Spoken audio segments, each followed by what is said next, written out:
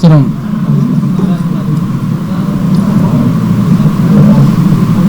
ఫిబ్రవరి 27వ తారీఖు నుంచి ఎమ్మెల్సీ ఎన్నికలు, ఆ తర్వాత పార్లమెంట్ ఎన్నికలు. ఎలక్షన్ కోడ్ వచ్చిన సందర్భంగా జడ్పీ సమావేశాలు జరగలేదు. అలాగే అంతకంటే ముందు సెప్టెంబర్, అక్టోబర్ నుంచి కూడా ఎమ్మెల్యే ఎలక్షన్స్ కోడ్ రావడం, ఎమ్మెల్యే ఎలక్షన్స్ ఉండడం, ప్రభుత్వం మారడం, వీటన్నిటితోటి కూడా మధ్యలో కేవలం ఒక్కసారి మాత్రమే జడ్పీ సమావేశం జరిగింది. అలాగే కాలపరిమితి పూర్తవుతూ ఉంది. జడ్పీటీసీల కాలపరిమితి పూర్తవుతూ ఉంది. చైర్మన్ గారి కాలపరిమితి పూర్తవుతూ ఉంది. మూడు సమావేశంగా ఈరోజు పెండింగ్లో ఉన్నవన్నింటినీ కూడా ఆమోదం చేసుకోవడం, అందరు సభ్యులు కలిసి ఈ వేదిక ద్వారా 5 సంవత్సరాలు కలిసి పనిచేసింది.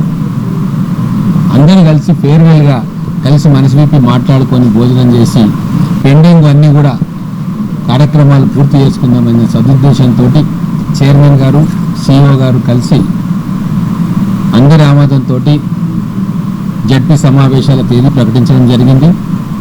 ఎమ్మెల్యేలు కూడా, అమెరికాలో ఉన్న వాళ్ళు కూడా ఈ జడ్పీ సమావేశంలో హాజరు కావడానికి వచ్చింది. కాంగ్రెస్ ఎమ్మెల్యేలో మేము ఉన్నాం ఇక్కడ. అలాగే నిన్న మొన్న జరిగిన స్టాండింగ్ కమిటీ సమావేశాల్లో కూడా జడ్పీటీసీలు వచ్చి పాల్గొన్నారు. మరి ఈరోజు సడన్గా ఎందుకు వాళ్ళు బాయ్కాట్ చేయాలనుకుంటున్నారో అది ఎవరికి అర్థం కాదు. నేను అనుకునేది ఏంటంటే, జడ్పీటీసీలకు రావాలని ఉన్నా హైదరాబాద్ నుంచి ఫోన్ రావచ్చు, అందుకే వీళ్ళు రాలేదని. ఎందుకు ఈ మాట చెప్తా ఉన్నానంటే, పార్లమెంటు బిల్లు పెడుతున్నప్పుడు కూడా కేసీఆర్ గారు పార్లమెంటుకు పోయే, అంటే ప్రజాస్వామ్య వ్యవస్థ మీద, లోక్సభ మీద ఆయనకంత గౌరవం. ప్రతిపక్ష నాయకుడిగా ఎన్నికైన తర్వాత కూడా రండి మీరు కూర్చోండి, సభలో చర్చ పెట్టండి అంటే కూడా ఆయన కనీసం శాసనసభ ఛాయలకు కూడా పోలేదు. ఆ ప్రతిపక్ష నాయకుడి స్థానాన్ని అక్కడ ఖాళీగా ఉంది. తెలంగాణ యావత్ ప్రజలు చూసిండ్రు, ముక్కున వేలేసుకున్నారు. కేసీఆర్ గారి పనితీరుని, బీఆర్ఎస్ పార్టీ యొక్క ఆలోచన విధానాన్ని, పనితీరును అనుకున్నారు.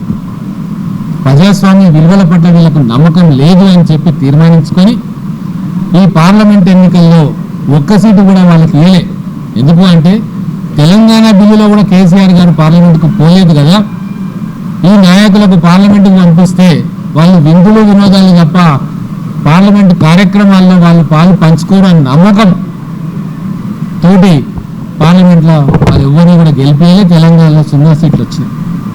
అలాగే శాసనసభలో కూడా కేసీఆర్ గారు శాసనసభకు పోలే. ఇక జనాలు తీర్మానించుకున్నారు, శాసనసభకే పోని వీళ్లకు వచ్చే ఎలక్షన్లో శాసనసభ్యులను కూడా అయ్యొద్దు ఈ పార్టీకి అని చెప్పి తీర్మానం చేసుకున్నారు. ఇక్కడ కూడా వస్తే మా మిత్రులు బీఆర్ఎస్ వాళ్ళు 3 వచ్చారు. వాళ్ళకి ధన్యవాదాలు చెప్తా ఉన్నా. ప్రజాస్వామ్య ప్రక్రియ పట్ల గౌరవంతో వాళ్ళు వచ్చింది. పైనుంచి ఆదేశాలు వచ్చినా కూడా ఇది ఆఖరి సమావేశం, వీడుకోలు సమావేశం కాబట్టి వాళ్ళు పెద్ద మనసుతో వచ్చింది. కానీ ఈరోజు జడ్పీ సమావేశాలకు హాజరు కాకుండా చిన్న కారణాలతోటి బాయ్కాట్ చేసిరు వీళ్ళు. అందుకే ప్రజలకు నేను విజ్ఞప్తి చేస్తా ఉన్న వేదిక ద్వారా, పార్లమెంటుకు పోని కేసీఆర్కు బుద్ధి చెప్పనీకే పార్లమెంట్లో ఒక్క సీటు ఇవ్వలే. శాసనసభలో శాసనసభాపక్ష నాయకుడి స్థానంలో ఉండి ప్రజా సమస్యల ప్రస్తావనకు శాసనసభకు పోని కేసీఆర్ గారు రాబోయే రోజుల్లో ప్రజలు బుద్ధి చెప్తారు. అట్లనే స్థానిక జడ్పీటీసీలుగా ఉండి జడ్పీ సమావేశానికి రాని వీళ్ళను ఖచ్చితంగా రాబోయే స్థానిక సంస్థల ఎన్నికల్లో సభకు రాని వీళ్లకు ఖచ్చితంగా ప్రజాక్షేత్రంలో ప్రజలు సమాధానం చెప్తారు. ఇక్కడ జడ్పీ చైర్మన్ గారు గత 5 సంవత్సరాలుగా అందరినీ కలుపుకొని పోయి ప్రేమగా ఈ 5 సంవత్సరాలు ఎటువంటి ఇబ్బందులు లేకుండా ఈ సమావేశాలు నిర్వహించారు. మహబూబ్ నగర్ జిల్లా ప్రజలందరి తరఫున కూడా వారికి ధన్యవాదాలు తెలుపుకుంటూ, రాబోయే కొత్త జడ్పీటీసీలు వస్తారు. కొత్త జడ్పీ చైర్మన్ ఎన్నికైతే మరి రిజర్వేషన్స్ ఉంటాయా, తీస్తారా, ప్రభుత్వం నిర్ణయం తీసుకుంటుంది. వచ్చే జడ్పీ సమావేశాల నుంచి ఖచ్చితంగా మా ప్రభుత్వం ద్వారా నిర్ణయాత్మకమైన ప్రజాస్వామ్య పద్ధతిలో ఈ జడ్పీ సమావేశాలు జరుగుతాయి. మేము గౌరవ ముఖ్యమంత్రి గారిని కూడా మా జడ్పీ చైర్మన్ గారితో మిగతా వారితో కోరుతాం. వచ్చే జడ్పీ ప్రభుత్వ సహాయం ఉండేటట్టుగా, జడ్పీకి వచ్చే ఫండ్స్ విషయంలో కూడా గత ప్రభుత్వంలో కాకుండా ఫండ్స్ విడుదలను కానీ ఫండ్స్ కేటాయింపు కానీ నిధుల విడుదల కూడా జెడ్పీటీసీలకు, ఎంపీటీసీలకు, ఎంపీపీలకు సరిపోయినన్ని నిధులు రాష్ట్ర ప్రభుత్వం ద్వారా కూడా వారికి ఇవ్వాలి అని చెప్పి మేమందరం కూడా ముఖ్యమంత్రి గారికి, మంత్రివర్గ సహచరులకు కూడా మేము చెప్పదలుచుకున్నాం.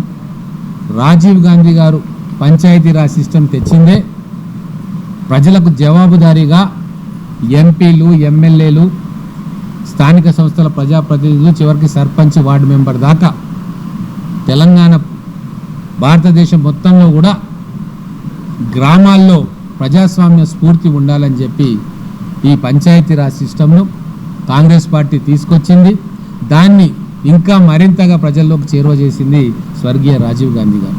ఇప్పుడున్న కాంగ్రెస్ ప్రభుత్వం కూడా రాబోయే రోజుల్లో గ్రామ స్థాయిలో పంచాయతీరాజ్ వ్యవస్థలను పటిష్టం చేయడానికి అన్ని నిర్ణయాలు కూడా తీసుకుంటుంది. ఒకవేళ ఏదైనా అడ్డంకులు ఉంటే చట్టంలో, శాసనసభలో ఆ సవరణలు కూడా చేయాలని చెప్పి మేమందరం ముఖ్యమంత్రి గారికి విజ్ఞప్తి చేసి ఆ కార్యక్రమం చేస్తాం. ఈరోజు కోరం లేకుండా ఉండాలని ప్రయత్నం చేసిండ్రు. వాటన్నింటినీ కాదని వచ్చిన మా మిత్రులు జెడ్పీటీసీలకు మరొకసారి ధన్యవాదాలు తెలుపుకుంటూ, ఎంపీపీలకు ధన్యవాదాలు తెలుపుకుంటూ, ప్రజాపాలన వచ్చింది కాబట్టి వచ్చే జెడ్పీ సమావేశాలు సహృద్భావ వాతావరణంలో ప్రజా సంక్షేమం మీద దృష్టి పెట్టి ఇక్కడ అనేక చర్యలు తీసుకోవాలని కోరుకుంటూ, సీఈఓ గారు కూడా ఉన్నారు. ఇప్పుడు వచ్చే జెడ్పీకి వారే సీఈఓగా ఉంటారని చెప్పి ఆశిస్తూ ఉన్నా. రాబోయే రోజుల్లో అందరం కలిసి ప్రజాస్వామ్యాన్ని మళ్ళీ బ్రతికించుకుందాం. దీంట్లో అన్ని పార్టీలు కూడా సహకారం చేయాలని చెప్పి కోరుతా ఉన్నాం.